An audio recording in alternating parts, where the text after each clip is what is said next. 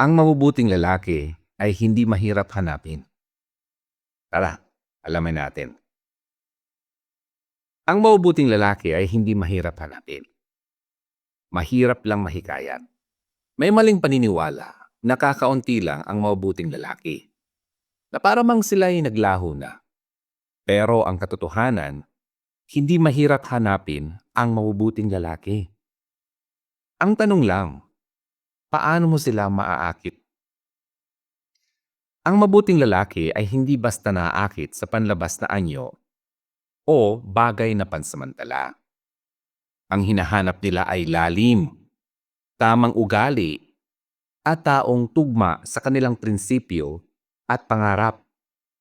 Kaya kung tila nahihirapan kang makuha ang atensyon ng ganitong uri ng lalaki, makakailangan mong suriin ang iyong diskarte.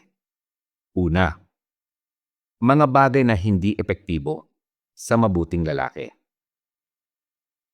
Masisikip o makahalay na kasuotan.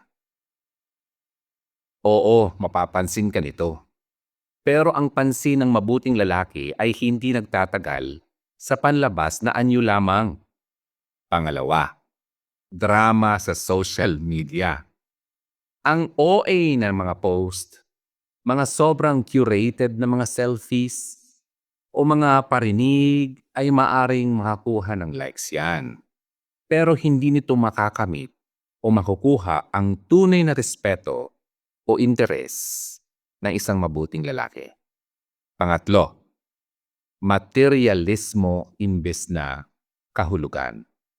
Ang pagmamalaki sa mga mamahaling gamit o luho ay hindi nakakabilib yan sa isang lalaking nakatuon sa tamang prinsipyo. Ngayon, ito yung epektibo.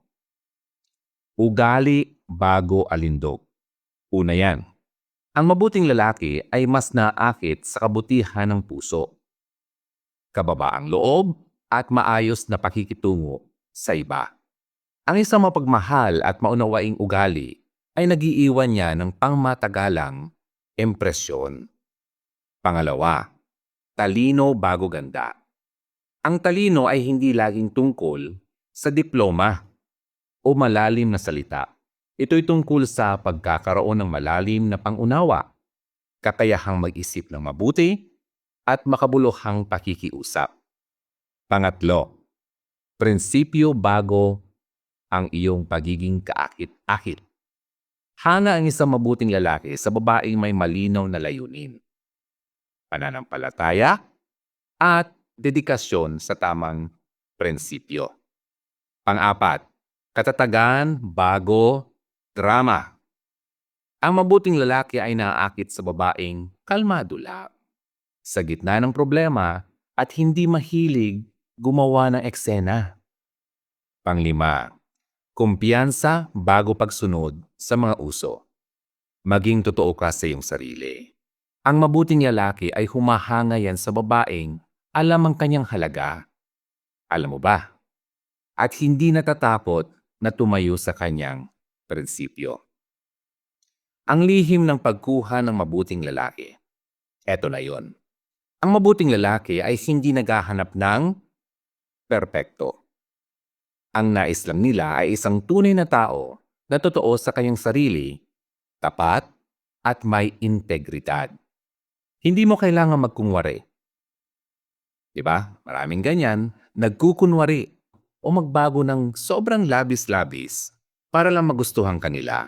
Kailangan lang nilang makita yung bilang ikaw. Okay? May tamang pag-uugali, matatag na prinsipyo, at malalim na pananaw sa buhay. Kaya't kung naghahanap ka ng makabuluhang relasyon, makinig.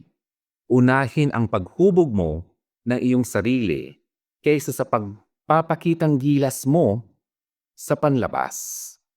Hayaan mo magsalita ang iyong ugali, ang iyong talino, at tamang prinsipyo sa buhay. Dahil kapag napansin ka ng isang mabuting lalaki, mamahalin ka niya ng kabuuan mo. Okay? Ang iyong panlabas at panloob na ganda. Kaya mahirap ba talagang hanapin ang mabuting lalaki? O baka pinapahirapan mo lang ang iyong sarili? Ito po si Ron ng Hugot Radio. Happy New Year!